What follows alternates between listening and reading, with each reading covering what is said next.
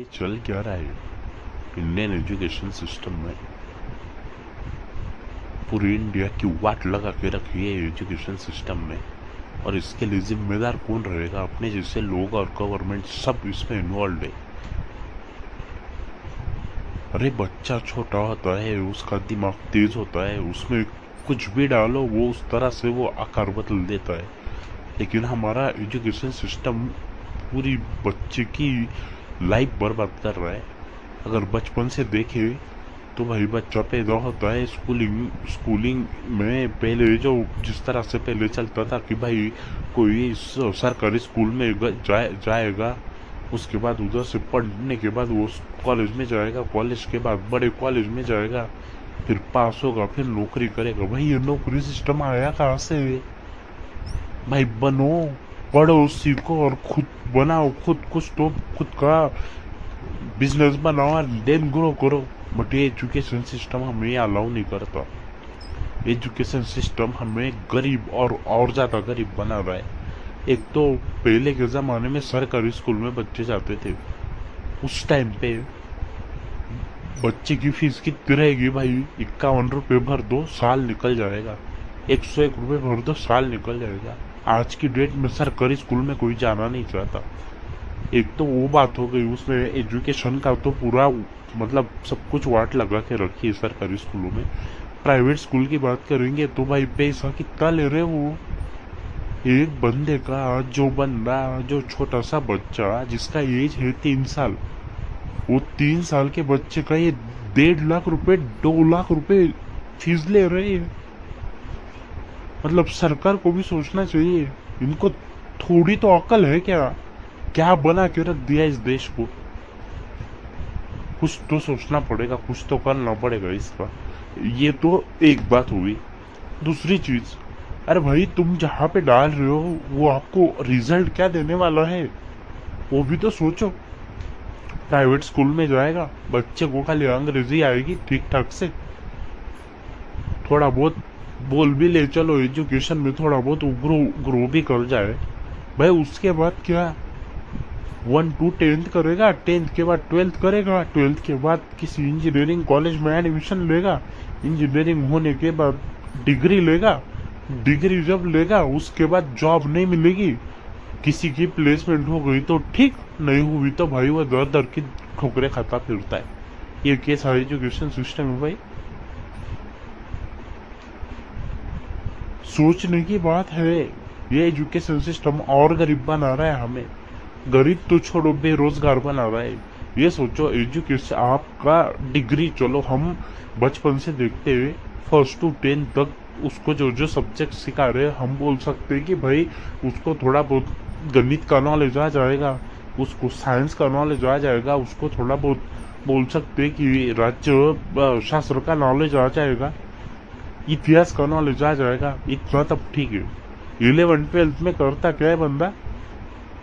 वो करेगा math, science, जो कि उसका खाली नेक्स्ट पढ़ाओ के लिए वो एजुकेशन वहां पे मतलब एडेड है एक्स्ट्रा, कि भाई तुमने ये सब्जेक्ट पास करो, ये क्राइटेरिया 12th हो गया, उसके बाद जाओ।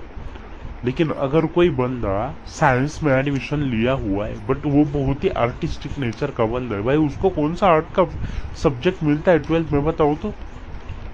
और वो कौन सा करियर करेगा आर्ट में फिर? और ऐसा अगर किसी को बोलो ना तो वो बोलते फिर आर्ट्स में एडमिशन लेना चाहिए था उसने, वो साइंस में क्यों एडमिशन ले रहा है? क्यों? आर्टिस्टिक बंदा साइंस नहीं सीख सकता? उसका वो हक नहीं है? उसी तरह से जब बंदा इंजीनियरिंग में जाएगा, इंजीनियरिंग में उसको सब्जेक्ट देते हैं, सोचने की बात है, फर्स्ट ईयर में क्या देते? केमिस्ट्री, फिजिक्स, सिविल, मैकेनिकल, और बंदा एडमिशन लेता है कंप्यूटर इंजीनियरिंग को। भाई तो उसको केमिस्ट्री क्यों पढ़ा रहे? वो तो 11th-12th में भी पढ़ चुका है। ये चीजें देती ही क्यों हो? अगर उसको कंप्यूटर में नॉलेज है, पहले दिन से उसको प्रोग्रामिंग में लगा दो, उसको बताओ कैसे प्रोग्रामिंग का वर्ल्ड कैसे काम करता है, और ये भी बताओ कि भाई ये वर्ल्ड कैसे हुआ है, ये भी तो बताओ। आप लेके चलते हो भाई उसको सी पढ़ाओ, कौन सी? चलो सी कितने कंपनीज में सी यूज होता है बताओ तो? कितने कंपनीज में C++ यूज होता है? अरे आज के एडवांस लैंग्वेजेस पढ़ाओ ना, जो एक्चुअल कंपनी में जो काम करते हैं वो पढ़ाओ। उसको बताओ जीरा क्या होता है, कॉन्फ्लुएंस क्या होता है, ये चीजें पढ़ाओ।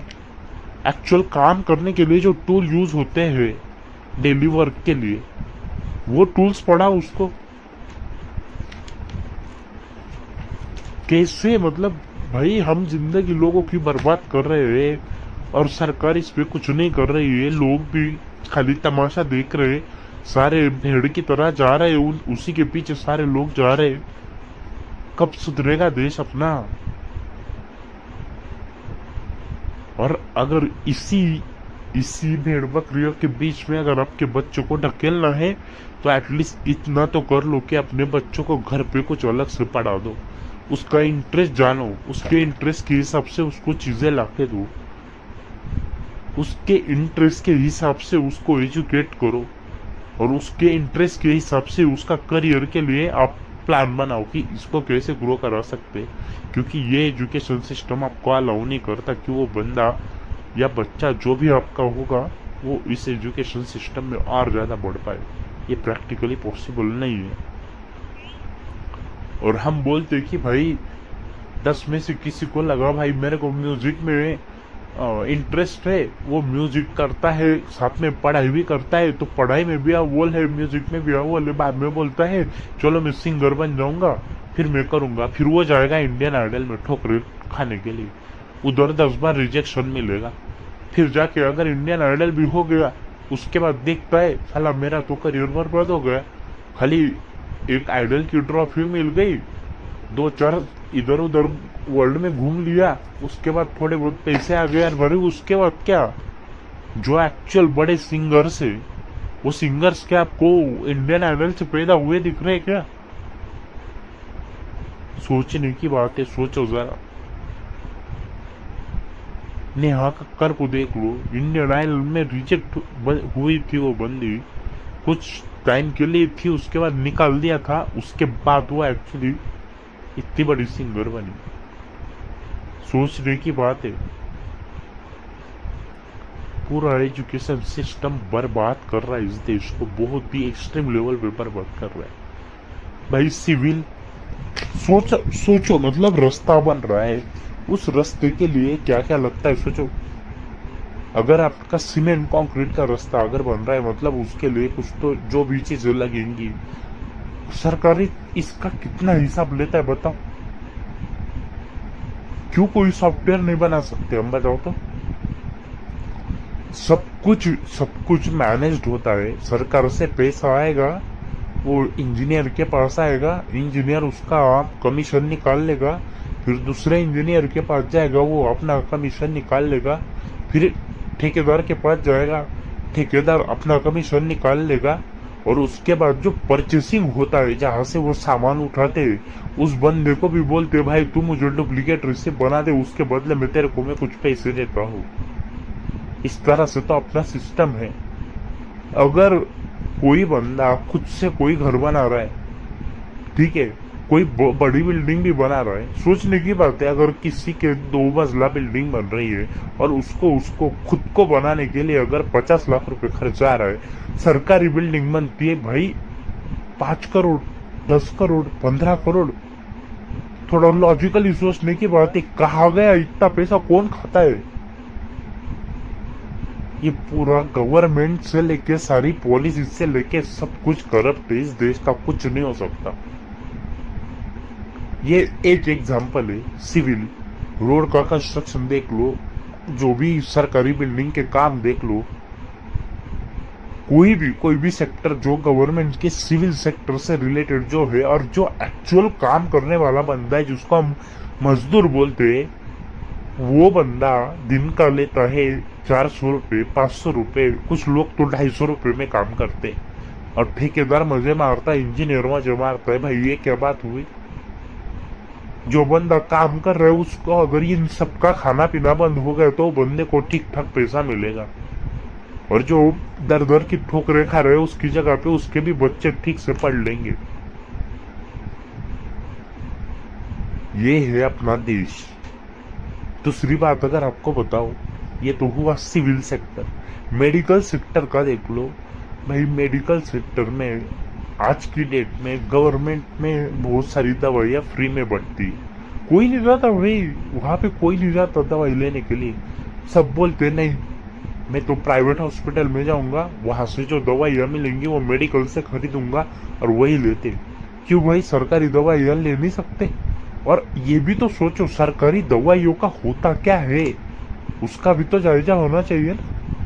वहां पे जो दवाइयाँ जाती है, अगर वो सामने, अगर यहाँ पे लोग आ ही नहीं रहे हैं, अगर वो दवाई फिर सरकारी हॉस्पिटल में जा कैसे रही है, और जाने के बाद उन दवाइयों का भी क्या हो रहा है,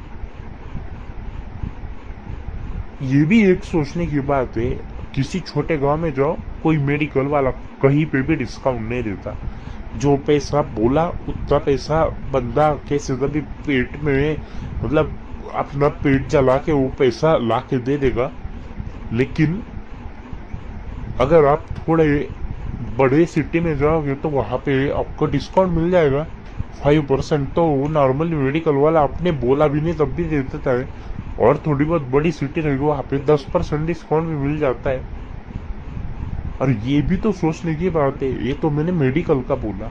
अपने यूटिलिटी के साथ कुछ भी देख लो, आप किसी किराना माल की दुकान पे जाओ, मारवाड़ी बंदे भाई अपने देश में, देश को सही में कोई चला रहा है ना, तो वो है मारवाड़ी कैटेगरी। या फिर हम बोलेंगे वानी करके एक समाज होता है, वो भी चला रहा है इसको।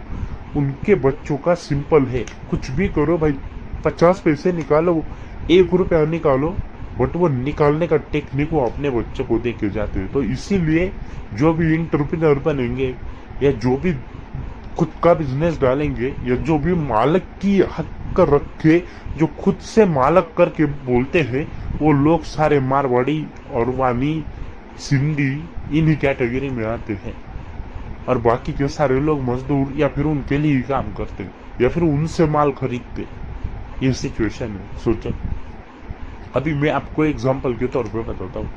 आप किसी भी मारवाड़ी के दुकान में जाओ, उसको बोलो भाई मेरे को सामान दो, आपको सामान में जो प्राइस दिखा हुआ रहेगा MRP उसमें ही देगा। या फिर अगर बाजू वाला दुकानदार अगर उसमें कोई पर्टिकुलर चीज सस्ते में देगा ना, वो उसी चीज को उसी रेट में मैच करा के आपको दे देता है। भाई अभी ऑनलाइन का जमाना है, आपने तो अमेजोन देखा होगा, अभी तो ब्लिंकिट आ गया, ज़ेप्टो आ गया, उसमें भी आपने देखा होगा प्राइस में कितना डिफरेंस है। कंपनी इतना सस्ता माल देके भी इन कंपनी उसको फॉरवर्ड कैसे रहा है फिर? तो ये भी सोचने की बात है ना, अगर ये सस्ता दे रहे तो वो क्यों नहीं दे रहे? तो उनसे भी आप हमें मांगना चाहिए ना, भाई तुम भी सस्ता दो, नहीं तो मैं ऑनलाइन खरीदूंगा। नहीं तो ट्राई करो कि ऑनलाइन ही खरीदो, फिर उनसे लो ही मत। ये पूरा देश बर्बाद हो चुका है अभी, और इसको सुधारने के लिए बहुत ही बड़ा कुछ तो खेल होना चाहिए। तभी एक दिमाग में आ रहा है अपना, क्रिमिनलाइजेशन।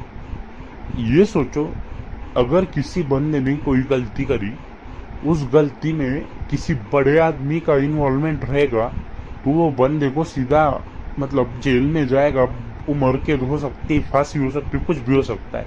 वही अगर कोई अमीर घर का कोई बंदा है, वो तो कुछ महीनों के लिए जाएगा, छूट के आ जाता है। कभी कभी तो उसको बेल मिलती है और रहता भी नहीं, 8-10 दिन के लिए रहता है, पैसे खिला खिला के चलता रहता है। केस भी कितने सालों तक केस चलती, कोई बंदा मर जाता है तब भी उसकी केस क्लोज नहीं होती। ये कैसा न्याय हुआ भाई? ये न्यायपालिका में भी सुधार होने की जरूरत है। ऐसे बहुत सारी चीजें हैं।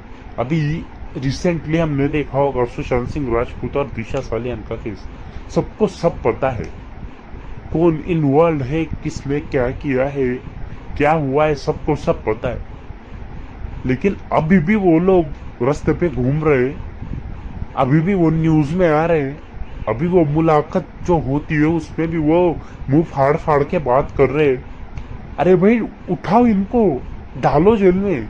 कोई गरीब बंदा रहता तो अभी तक तो वो जेल में सड़ा हुआ रहता, उसको अभी तक तो पुलिस 3rd डिग्री दे चुके होते। और ये बंदा घूम रहा है, कोई एक्शन नहीं अभी तक।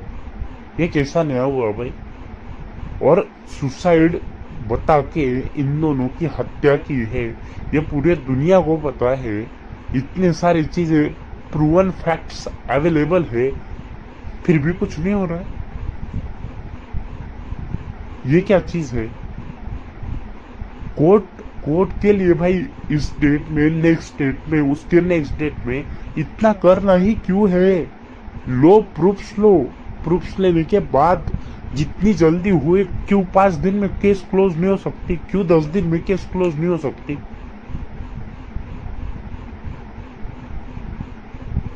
जुडिशरी इसमें भी इम्प्रूवमेंट की बहुत ही एक्सट्रीम लेवल पे जरूरत है,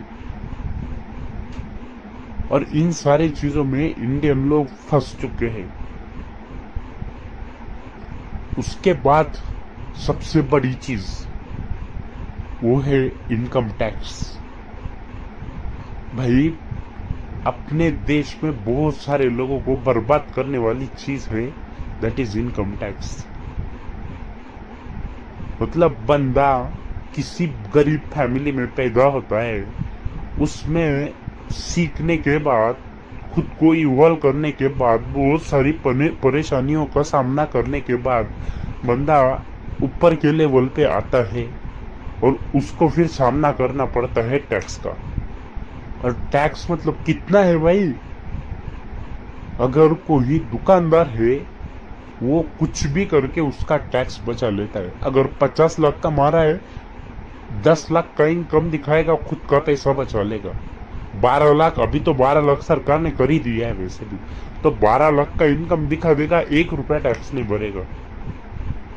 गवर्नमेंट वालों को पैसा देने की जरूरत नहीं, वो कितना भी कमाओ। ऐसे बहुत सारे डिपार्टमेंट से जहां पे एक्चुअल में कोई टैक्स नहीं देना पड़ता, बट ऐसे बहुत सारे लोग हैं जिनको टैक्स देना पड़ता है। और उनमें अगर किसी बंदे ने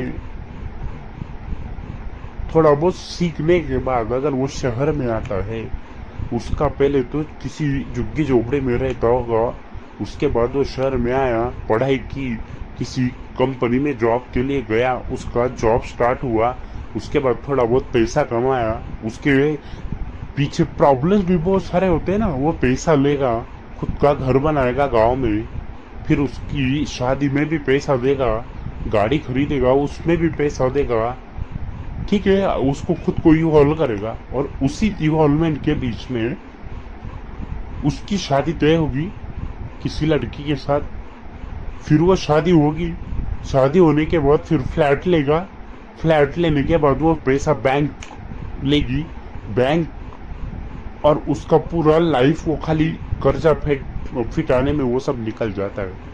ठीक है, अभी इन चीज में ये सोचो, अगर बंदे ने कोई फ्लैट लिया है, उसको देना है एक तो इंटरेस्ट जो कि बैंक का, उसके साथ देना है उसको इनकम टैक्स। ठीक है, अगर भाई जिसके पास घर ही नहीं है वो इनकम टैक्स क्यों दे भाई? क्यों इनकम टैक्स देना चाहिए? क्या मिल रहा है गवर्नमेंट से, क्या मिल रहा है हमें बताओ तो।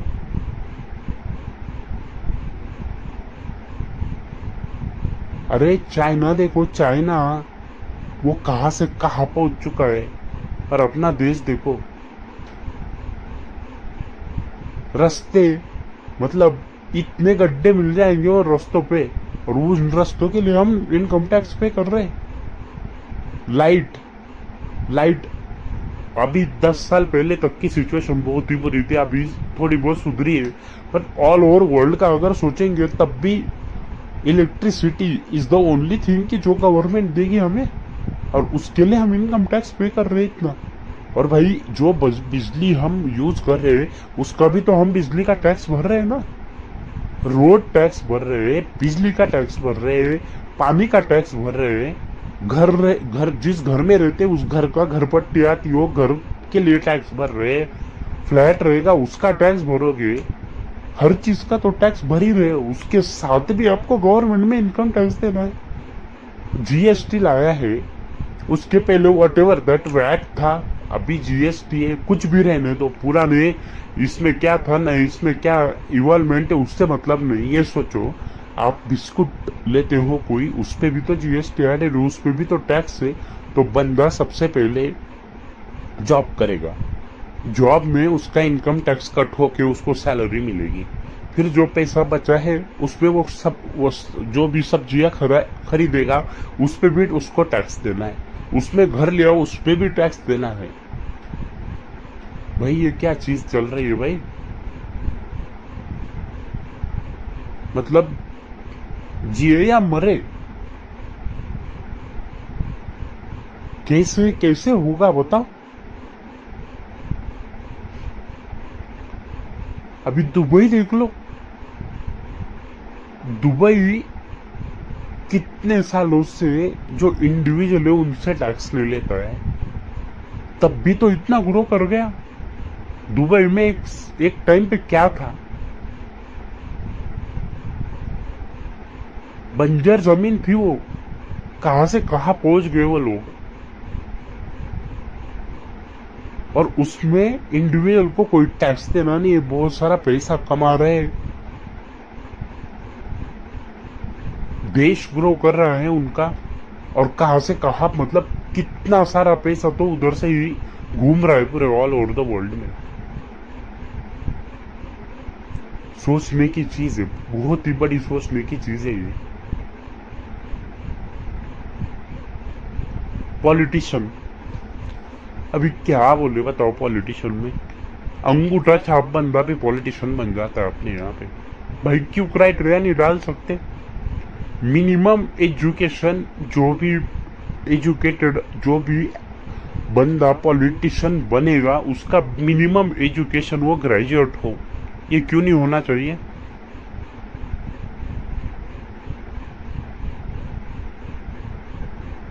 क्यों ये अंगूठा छाप लोगों को वहां पे बिठा के रखा है?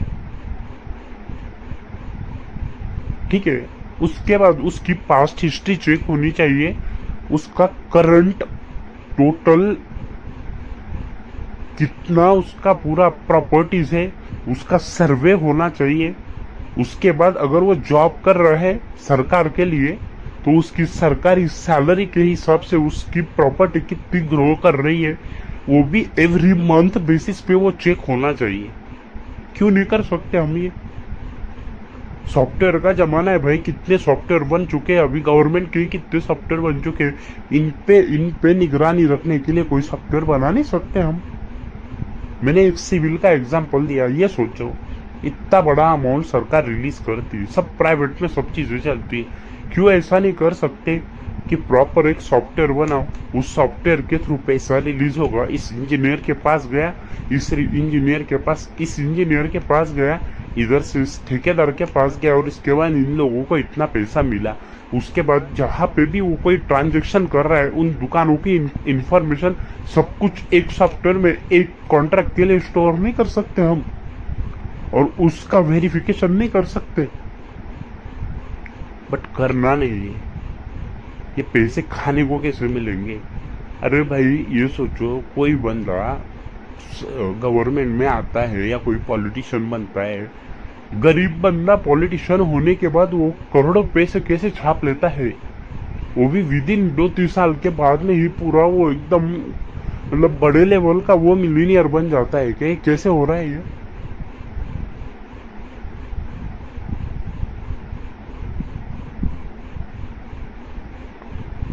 India need extreme reformation,